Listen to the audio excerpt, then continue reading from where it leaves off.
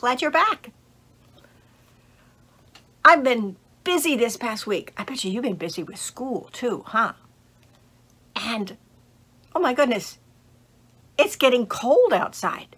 I think that fall is definitely here, right?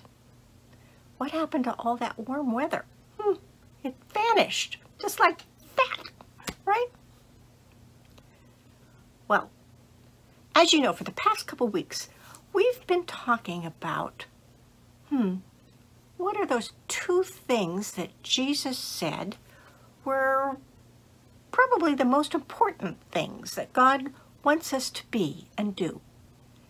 And can you remember? What's number one? Oh yeah.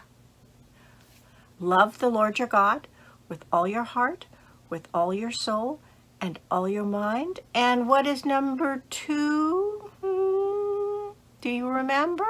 I bet you do. Love your neighbor as yourself. Well, today I'm going to share a book called A Chair for My Mother. It's about a little girl called Rosa and her family. And in this book, I want you to notice how many people are doing things that show they love and care for other people. Okay? Let's read. A Chair for My Mother, written and illustrated by Vera B. Williams. My mother works as a waitress in the Blue Tile Diner. After school, sometimes I go to meet her there. Then her boss, Josephine, gives me a job too. I wash the salts and peppers and fill the ketchups. One time, I peeled all the onions for the onion soup. When I finish, Josephine says, "Good work, honey," and pays me. And every time, I put half of my money into the jar. It takes a long time to fill a jar this big. Every day when my mother comes home from work, I take down the jar. My mama empties all her change from tips out of her purse for me to count. Then we push all the coins into the jar. Sometimes my mama is laughing when she comes home from work. Sometimes she's so tired she falls asleep while I count the money out into piles. Some days she has lots of tips. Some days she has only a little. Then she looks worried. But every evening, every single shiny coin goes into the jar. We sit in the kitchen to count the tips. Usually Grandma sits with us too. While we count, she likes to hum. Often she has money in her old leather wallet for us.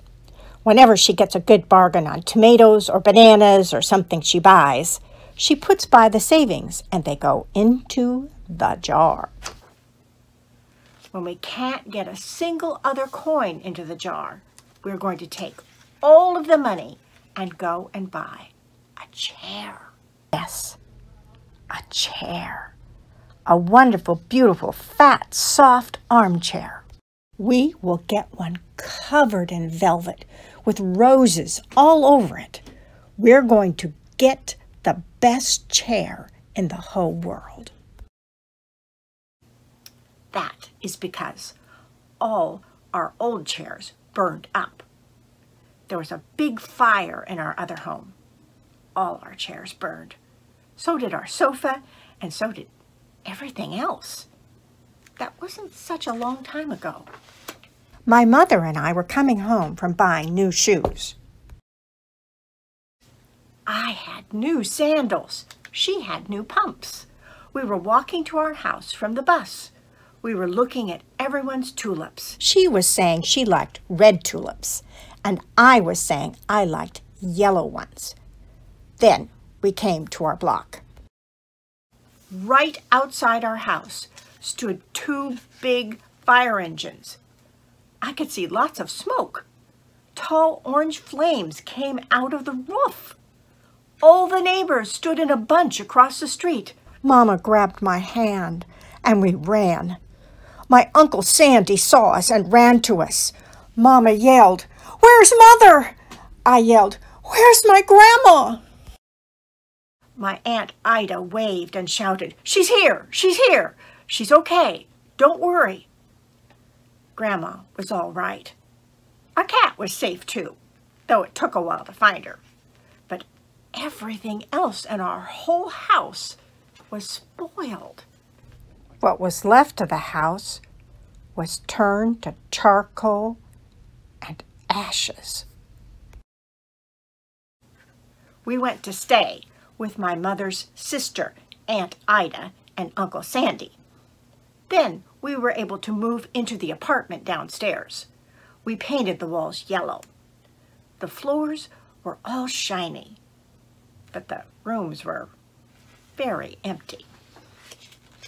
The first day we moved in, the neighbors brought pizza and cake and ice cream. And they brought a lot of other things too. The family across the street brought a table and 3 kitchen chairs. The very old man next door gave us a bed from when his children were little. My other grandpa brought us his beautiful rug. My mother's other sister, Sally, had made us red and white curtains. Mama's boss, Josephine, brought pots and pans, silverware and dishes. My cousin brought me her own stuffed bear. Everyone clapped when Grandma made a speech. "You are the kindest people," she said, "and we thank you very, very much. It's lucky we're young and can start all over." That was last year, but we still have no sofa and no big chairs. When Mama comes home, her feet hurt. "There's no good place for me to take a load off my feet," she says. When Grandma wants to sit back and hum and cut up potatoes, she has to get as comfortable as she can on a hard kitchen chair. So that is how come Mama brought home the biggest jar she could find at the diner, and all the coins started to go into the jar. Now, the jar is too heavy for me to lift down. Uncle Sandy gave me a quarter. He had to boost me up so I could put it in. After supper, Mama and Grandma and I stood in front of the jar. "Well, I never would have believed it. But I guess it's full," Mama said. My mother brought home little paper wrappers for the nickels and the dimes and the quarters. I counted them all out and wrapped them all up. On my mother's day off, we took all the coins to the bank. The bank exchanged them for $10 bills. Then we took the bus downtown to shop for our chair. We shopped through 4 furniture stores. We tried out big chairs and small chairs, high chairs and low chairs, soft chairs and harder ones. Grandma said she felt like Goldilocks in the 3 Bears, trying out all the chairs. Finally, we found the chair we were all dreaming of. And the money in the jar was enough to pay for it. We called Aunt Ida and Uncle Sandy, and they came right down in their pickup truck to drive the chair home for us. They knew we couldn't wait for it to be delivered. I tried out our chair in the back of the truck. Mama wouldn't let me sit there while we drove home. But they let me sit in it while they carried it up to the door. We set the chair right across the window with the red and white curtains. Grandma and Mama and I sat in it while Aunt Ida took our picture. Now Grandma sits in it and talks with people going by in the daytime. Mama sits down and watches the news on TV when she comes home from her job. After supper, I sit with her, and she can reach right up and turn out the light if I fall asleep in her lap. The end. Wow. The fire in Rosa's apartment was kind of scary, wasn't it? My goodness. But thank goodness everyone was safe, including the kitty cat, right? And wasn't that kind? Their aunt and uncle let them move into their apartment until they could move into the apartment downstairs. Wow, that was so kind of them, wasn't it? And then, after they moved in, could you believe how many people helped out? They brought over pizza. They brought over furniture and chairs and rugs, and Rosa's little cousin gave her very own teddy bear. Wow. That was amazing, wasn't it? I know I would find it really hard to give away one of my bears. People can be very kind and helpful, can't they? And when you're kind and helpful, we're doing exactly what Jesus said was really important: loving other people. And I was so excited when Rosa's family was able to fill up that jar with coins and then go buy that chair that they were dreaming about. And did you notice how Rosa herself helped? Remember? Whenever she worked at the diner and Miss Josephine gave her jobs to do, she gave her a little bit of money, and what did Rosa do with it? She put half of it in the jar. Wow.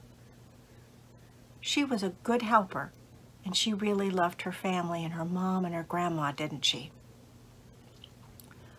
I think it's really special when we help other people.